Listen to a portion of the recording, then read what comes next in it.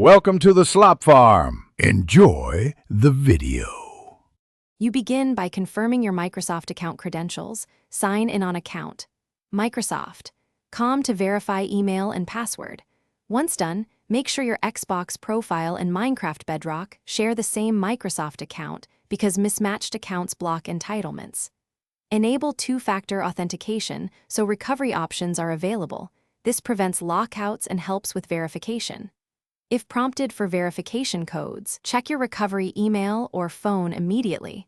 Don't skip this step, because it's the foundation for restoring access and ownership. Next, focus on linking and cleaning up access.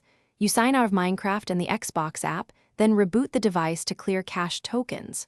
Once restarted, sign into the same Microsoft account in Xbox, Windows, and Minecraft sequentially. This synchronizes entitlements and cloud saves.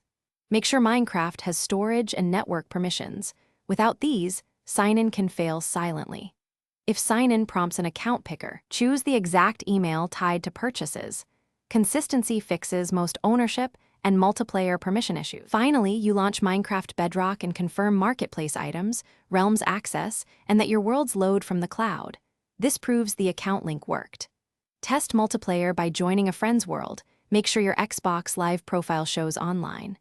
If purchases or saves are missing, sign out everywhere, clear stored credentials again, and sign back in slowly to force resync.